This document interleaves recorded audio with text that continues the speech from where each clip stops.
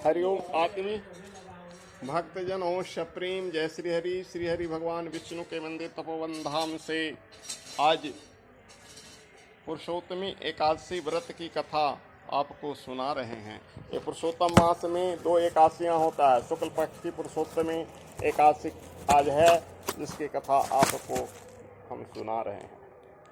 धर्मराज युधिष्ठिर ने कहा, हे पुरुषोत्तम, अधिक यानी मल मास की शुक्ल पक्ष की एकादशी का नाम क्या है? इसका नाम व्रत विधि और महात्म विस्तार पूर्वक मुझे बतलाने की कृपा कीजिए। भगवान श्री कृष्ण ने कहा, हे पांडुपुत्र, पुरुषोत्तम मास यानी अधिक मास अथवा मल मास की शुक्ल पक्ष की एकादशी को पद्मिनी एकादशी कहा जाता है। यह अनेक पुण्यों को देने वाली है। इसका व्रत यत्न पूर्वक करने से मनुष्य विष्णु भगवान के लोक को प्राप्त होता है। इसके महात्म का पूर्ण वर्णन करने की सामर्थ्य मुख वाले ब्रह्मा जी में भी नहीं है, तो हम में क्या हो सकता है। फिर भी पूर्व काल में ब्रह्मा जी के पापों को समूल नष्ट करने वाली इस पद्मिनी एकादशी का व्रत का जो महात्मा ने नारद जी से कहा था, वही मैं तुमको सुनाता हूँ। भगवान श्री कृष्ण बोले कि हे राजन, दशमी के दिन व्रत प्रारंभ करे। दशमी के दिन कासे के पात्र में भोजन करे और मूंग, मसूर, चना, कोदो, शाक, मधुर और पराये अन्न का सेवन, ये 8 चीज वर्जित है, माने नहीं करना चाहिए। हविष अर्थात जौ, चावल आदि का भोजन करे।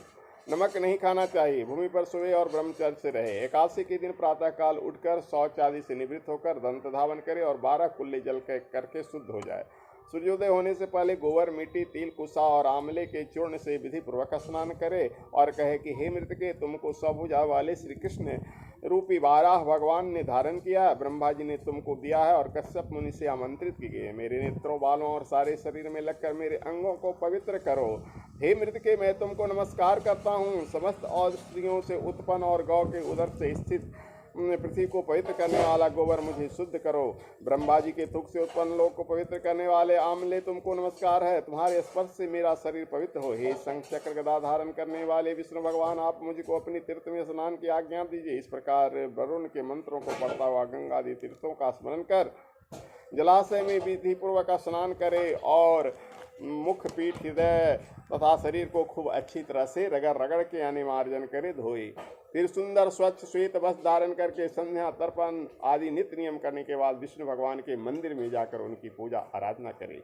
इसके बाद घर आकर स्वर्ण के बने हुए राधिका सहित कृष्ण और पार्वती सहित भगवान शिव का विधि पूर्वक पूजन करे। कलश के ऊपर तांबे या मिट्टी के पात्र में स्वर्ण अथवा चांदी की विष्णु भगवान की मूर्ति स्थापित करके पूजा करे। उस ऋतु में होने वाले कमल आदि पुष्प, धूप, दीप, नैवेद्य आदि से विविध सामग्रियों से केशव और शिव का पूजन करे। प्रेम के वशीभूत होकर भगवान के सामने नृत्य और गायन करे और कीर्तन करे। नीच मनुष्यों से वार्तालाप न करे। झूठ तथा रजस्वला का स्पर्श न करे, न झूठ बोले और ब्राह्मण तथा गुरु की निंदा भूल कर भी न करे। इस दिन धर्मशास्त्र और पुराणादियों की कथा सुननी चाहिए।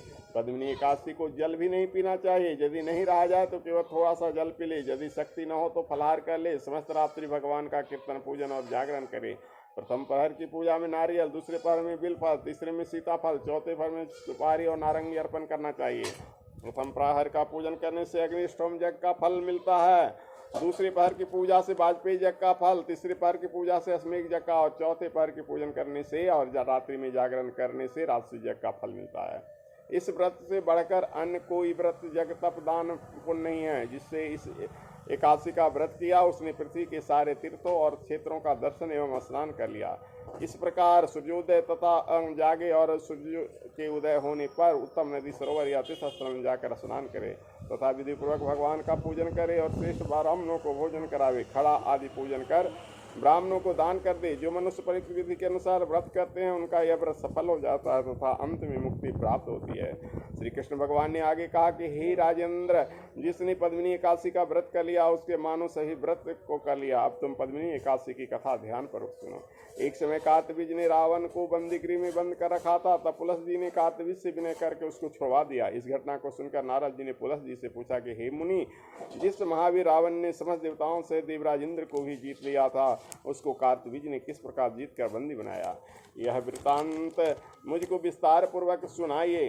तो पुलस जी ने कहा कि हे नारद, पहले आप कार्तवीज की उत्पत्ति के वृत्तांत सुनिए।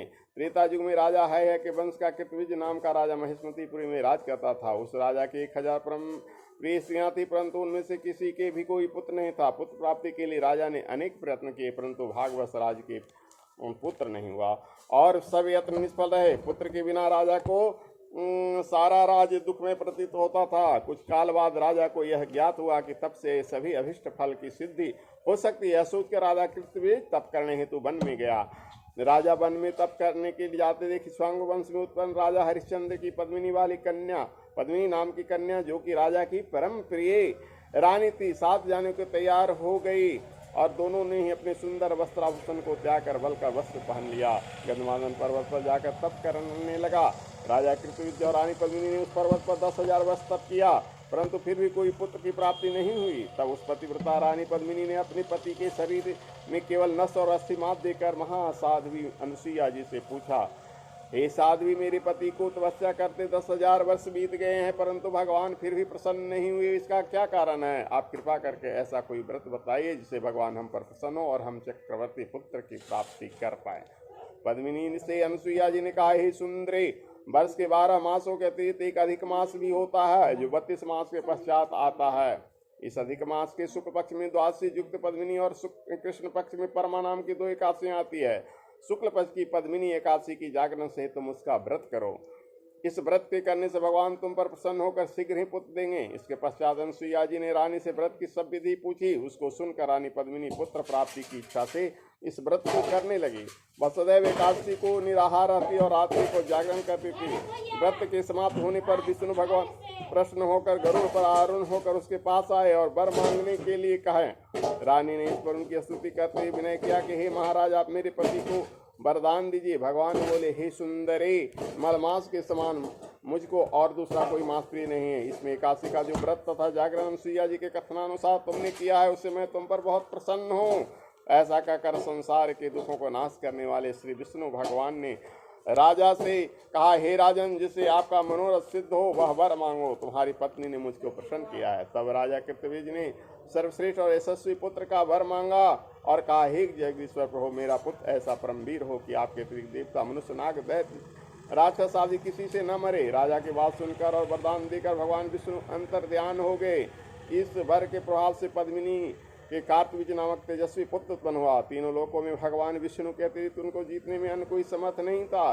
तब यदि दस्कंधर रावण कार्तवीज से पराजित हो गया तो इसमें कौन सी आश्चर्य की बात है, क्योंकि महाबली कार्तवीज देवताओं के भी देवता भगवान विष्णु के वर से उत्पन्न हुए। अतः रावण पर उनकी विजय की कोई आश्चर्य का विषय नहीं है। नारद जी को इतना बताकर पुलस्त मुनि अपने आश्रम में चले गए। श्री कृष्ण जी ने आगे कहा, हे राजन, यह मैंने मलमास के शुक्ल पक्ष की एकादशी पद्मिनी एकादशी का व्रत का महात्म कहा है। जो कोई इस व्रत की कथा को पढ़ते या सुनते हैं, वे भी संसार में यशस्वी होकर अंत में अनंत काल तक विष्णु लोक को वास करते हैं। बोलिए विष्णु भगवान की।